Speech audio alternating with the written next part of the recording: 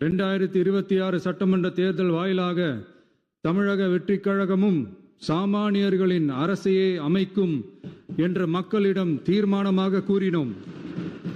மக்களும் நம் மீது நம்பிக்கை வைத்து தீர்மானமாக வாக்களித்தனர். வாகை சூடும் அந்த வரலாறு திரும்பியது. விசில் அலை வெற்றி அலையாக மாறியது. ஒரு விரல் புரட்சி விசில் புரட்சியானது.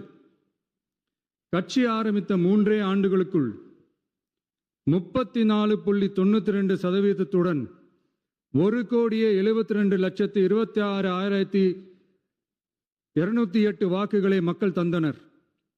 தமிழக வெற்றிக் கழகத்தை தனி பெரும் கட்சியாக சட்டமன்றத்திற்கு அனுப்பி வைத்தனர்.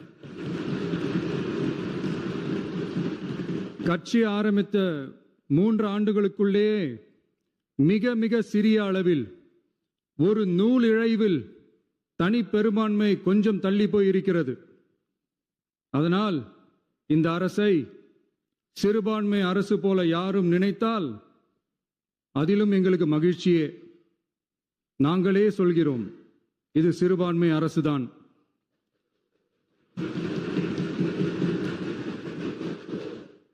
சிறுபான்மை மக்களுக்கான பாதுகாப்பை உண்மையாக நிலைநாட்டும் அரசுதான். அது மட்டுமல்ல, பெண்கள், குழந்தைகள், முதியோர்கள், இளைஞர்கள், அரசு ஊழியர்கள், ஆசிரியர்கள் மற்றும் உழைக்கும் வர்க்கத்தினர் என அனைத்து மக்களுக்குமாக அமைந்த அரசுதான் இந்த அரசு. அந்த நம்பிக்கை அனைவருக்கும் ஏற்பட்டதால் தான் இந்த நம்பிக்கை தீர்மானத்தில் அது நிரூபிக்கப்பட்டிருக்கிறது. இந்த நேரத்தில் இந்த மாமன்றத்தில் நமது அரசு சார்பாக சில உத்தரவாதங்களை நான் தர வேண்டும் என்று விரும்புகிறேன்.